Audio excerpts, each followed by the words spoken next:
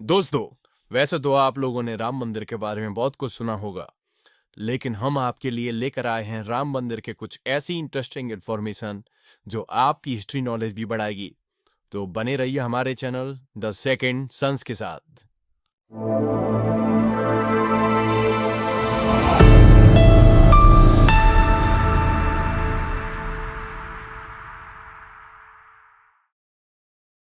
राम मंदिर एक महत्वपूर्ण हिंदू मंदिर है जो वर्तमान में भारत के उत्तर प्रदेश के अयोध्या में निर्माणाधीन है।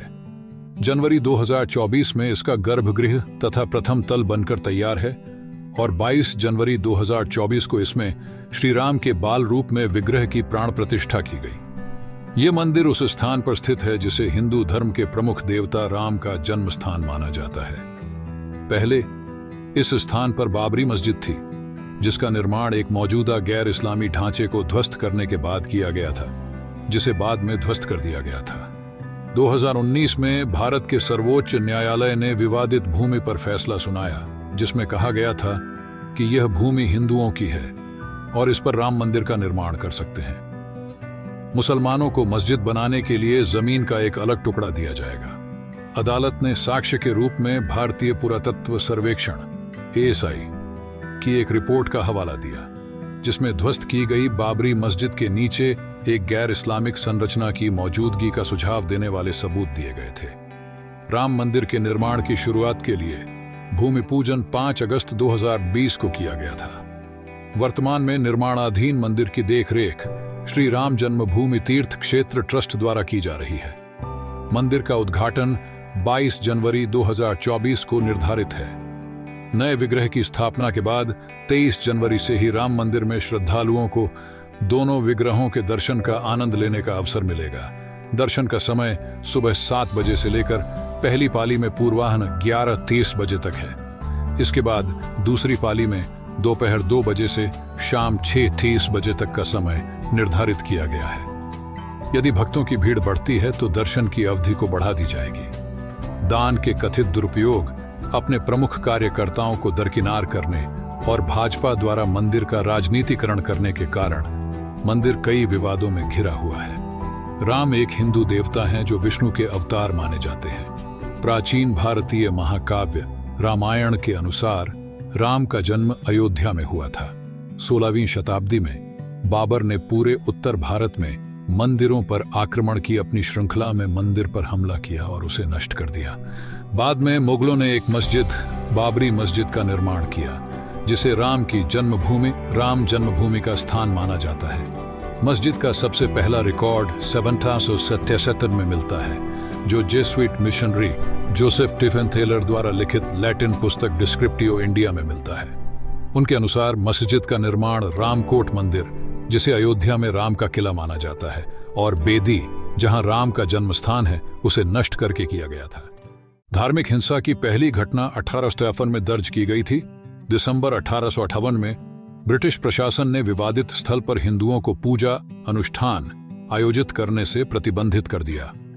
मस्जिद के बाहर अनुष्ठान आयोजित करने के लिए एक मंच बनाया गया था। आधुनिक युग 2223 दिसंबर 1939 की रात को बाबरी मस्जिद के अंदर राम और सीता की मूर्तियां स्थापित की गई और अगले दिन से भक्त इकट्ठा होने लगे।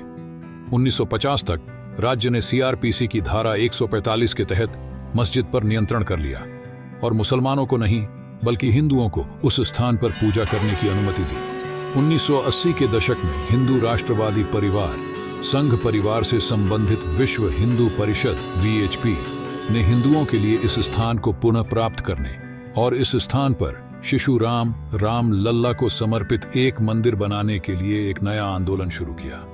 विश्व हिंदू परिषद ने जय श्री राम लिखी ईंटें और धन इकट्ठा करना शुरू कर दिया। बाद में प्रधानमंत्री राजीव गांधी के नेतृत्व वाली सरकार ने विश्व हिंदू परिषद को शिलान्यास के लिए आगे बढ़ने की अनुमति दी। तत्कालीन गृह मंत्री बूटा सिंह ने औपचारिक रूप से विहिप नेता अशोक सिंघल को अनुमति दी। प्रारंभ में भारत सरकार और उत्तर प्रदेश सरकार इस बात पर सहमत हुई थी कि शिलान्यास विवादित स्थल के बाहर किया जाएगा। हालांकि 9 नवंबर 1979 को VHP नेताओं और साधुओं के एक समूह ने विवादित भूमि के बगल में 200 लीटर 7 क्यूबिक फुट गड्ढा खोदकर आधारशिला रखी। वहीं गर्भगृह का सिंहद्वार बनवाया गया। इसके बाद विहिप ने विवादित मस्जिद से सटी जमीन पर एक मंदिर की नींव रखी। 6 दिसंबर 1952 को वीएचपी और भारतीय जनता पार्टी ने इस स्थल पर 150,000 स्वयंसेवकों को शामिल करते हुए एक रैली का आयोजन किया, जिन्हें कर सेवकों के रूप में जाना जाता था। रैली हिंसक हो गई, भीड़ सुरक्षा बलों पर हावी हो गई और मस्जिद को तोड़ दिया। मस्जिद के विध्वंस के परिणाम स्वरूप भारत के हिंदू और मुस्लिम समुदायों के बीच कई महीनों तक अंतर सांप्रदायिक हिंसा हुई, जिसके प्रत्यक्ष परिणाम के रूप में मुंबई में अनुमानित 2000 लोगों की मौत हो गई और पूरे भारतीय उपमहाद्वीप में दंगे भड़क उठे। मस्जिद के विध्वंस के एक दिन बाद 7 दिसंबर 1972 को न्यूयॉर्क टाइम्स ने बताया कि पूरे पाकिस्तान में 30 से अधिक हिंदू मंदिरों पर हमला किया गया, कुछ में आग लगा दी गई और एक को ध्वस्त कर दिया गया। बांग्लादेश में हिंदू मंदिरों पर भी हमले किए गए। 5 जुलाई 2005 को 5 आतंकवादियों ने अयोध्या में नष्ट की गई बाबरी मस्जिद के स्थान पर अस्थायी राम मंदिर पर हमला किया। केंद्रीय रिजर्व पुलिस बल के साथ आगामी मुठभेड़ में सभी 5 की मौत हो गई, जबकि हमलावरों द्वारा घेराबंदी की गई दीवार को तोड़ने के लिए किए गए ग्रेनेड हमले में एक नागरिक की मौत हो गई। सीआरपीएफ को 3 हताहतों का सामना करना पड़ा, जिनमें से 2 कई गोलियों के घाव से गंभीर रूप से घायल हो गए। भारतीय पुरातत्व सर्वेक्षण ASI द्वारा 1978 और 2003 में की गई 2 पुरातात्विक खुदाई में इस बात के सबूत मिले कि साइट पर हिंदू मंदिर के अवशेष मौजूद थे। पुरातत्वविद के मोहम्मद ने कई वामपंथी झुकाव वाले इतिहासकारों पर निष्कर्षों को कमजोर करने का आरोप लगाया। इन वर्षों में विभिन्न शीर्षक और कानूनी विवाद हुए, जैसे कि 1973 में अयोध्या में निश्चित क्षेत्र के अधिग्रहण अधिनियम का पारित होना। 2019 में अयोध्या विवाद पर सुप्रीम कोर्ट के फैसले के बाद ही यह तय हो गया था कि विवादित जमीन राम मंदिर निर्माण के लिए भारत सरकार द्वारा गठित ट्रस्ट को सौंपी जाएगी। ट्रस्ट का गठन अंततः श्री राम जन्मभूमि तीर्थ क्षेत्र के नाम से किया गया। 5 फरवरी 2020 को भारत की संसद में यह घोषणा की गई कि भारत सरकार ने मंदिर निर्माण की योजना स्वीकार कर ली है। 2 दिन बाद 7 फरवरी 2020 को अयोध्या से दूर धन्नीपुर गांव में नई मस्जिद बनाने के लिए 5 एकड़ जमीन आवंटित की गई। राम मंदिर का मूल डिजाइन 1928 में अहमदाबाद के सोमपुरा परिवार द्वारा तैयार किया गया था। सोमपुरा ने कम से कम 15 पीढ़ियों से दुनिया भर में 100 से अधिक मंदिरों के डिजाइन में योगदान दिया है, जिसमें सोमनाथ मंदिर भी शामिल है। मंदिर के मुख्य वास्तुकार चंद्रकांत सोमपुरा थे। उनकी सहायता उनके 2 बेटे निखिल सोमपुरा और आशीष सोमपुरा ने की, जो वास्तुकार भी हैं। मूल से कुछ बदलावों के साथ एक नया डिजाइन 2020 में सोमपुरा द्वारा तैयार किया गया था, हिंदू ग्रंथों, वास्तुशास्त्र और शिल्प शास्त्रों के अनुसार। मंदिर 250 फीट चौड़ा, 380 फीट लंबा और 161 फीट ऊंचा होगा। एक बार पूरा होने पर मंदिर परिसर दुनिया का 3रा सबसे बड़ा हिंदू मंदिर होगा। इसे नागर शैली की वास्तुकला की गुर्जर चालुक्य शैली में डिजाइन किया गया है, जो एक प्रकार की हिंदू मंदिर वास्तुकला है जो मुख्य रूप से उत्तरी भारत में पाई जाती है। प्रस्तावित मंदिर का एक मॉडल 2019 में प्रयाग कुंभ मेले के दौरान प्रदर्शित किया गया था। मंदिर की मुख्य संरचना 3 मंजिला ऊंचे चबूतरे पर बनाई जाएगी। इसमें गर्भगृह के मध्य में और प्रवेश द्वार पर 5 मंडप होंगे। एक तरफ 3 मंडप कुड़ू, नृत्य और रंग के होंगे और दूसरी तरफ के 2 मंडप कीर्तन और प्रार्थना के होंगे। नागर शैली में मंडपों को शिखरों से सजाया जाता है। इमारत में कुल 366 कॉलम होंगे। स्तंभों में प्रत्येक में 16 मूर्तियां होंगी, जिनमें शिव के अवतार 10 दशावतार, 64 योगिनियां और देवी सरस्वती के 12 अवतार शामिल होंगे। सीढ़ियों की चौड़ाई 16 फीट होगी। विष्णु को समर्पित मंदिरों के डिजाइन के अनुसार गर्भगृह अष्टकोणीय होगा। मंदिर 10 एकड़ में बनाया जाएगा और 57 एकड़ भूमि को एक प्रार्थना कक्ष, एक व्याख्यान कक्ष, एक शैक्षिक सुविधा और एक संग्रहालय और एक कैफेटेरिया सहित अन्य सुविधाओं के साथ एक परिसर में विकसित किया जाएगा। मंदिर समिति के अनुसार 70,000 से अधिक लोग इस स्थल का दौरा कर सकेंगे। लार्सन एंड टुब्रो ने मंदिर के डिजाइन और निर्माण की निःशुल्क देखरेख करने की पेशकश की और इस परियोजना का ठेकेदार बन गया।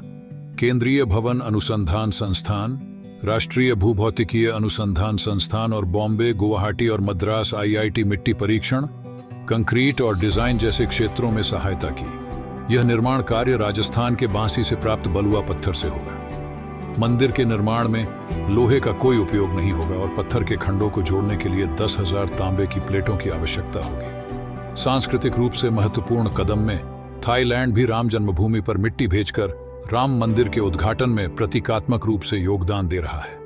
जनवरी 2024 तक गर्भगृह सहित मंदिर का प्रथम तल तैयार हो चुका है। इसमें श्री राम के मूर्ति की प्राण प्रतिष्ठा 22 जनवरी 2024 को दोपहर 12:29 बजे 90 मिनट के शुभ मुहूर्त काल के दौरान की गई, जिसमें भारत के प्रधानमंत्री नरेंद्र मोदी मुख्य अतिथि रहे। इसके पूर्व 15 जनवरी मकर संक्रांति से ही विभिन्न कार्यक्रम शुरू हो गए थे। प्राण प्रतिष्ठा के लिए उत्तर प्रदेश सरकार ने 100 करोड़ रुपए निर्धारित किए हैं। 22 जनवरी को कई प्रदेशों में विद्यालयों में छुट्टी दी गई है। नरेंद्र मोदी ने लोगों का आह्वान किया है कि 22 जनवरी को सभी अपने घरों पर दिए जलाएं। कार्यक्रम में मोदी समेत सिनेमा जगत के कई जाने माने कलाकार एवं कुल 6,000 वीवीआईपी शामिल हुए। कई हिंदुत्व समर्थकों ने मंदिर के डिजाइन और मुसलमानों की भागीदारी को लेकर इसके निर्माण पर आपत्ति जताई है। वे राम मंदिर में इस्लामिक रूपांकन ढूंढते हैं। राम मंदिर ट्रस्ट के महासचिव चंपत राय ने इन चिंताओं का जवाब देते हुए कहा कि मंदिर का निर्माण विशेषज्ञों द्वारा किया जा रहा है और उनके धर्म के बारे में कोई सवाल नहीं हो सकता है। दोस्तों, आशा करता हूं कि हमारी टीम द्वारा बनाई गई राम मंदिर पर यह वीडियो आपको जरूर पसंद आई होगी। आगे भी आपको ऐसे ही रोचक और जानकारी से भरे वीडियो मिलते रहेंगे। हमारे साथ जुड़े रहने के लिए लाइक और सब्सक्राइब करें, साथ ही बेल आइकन दबाएं। धन्यवाद।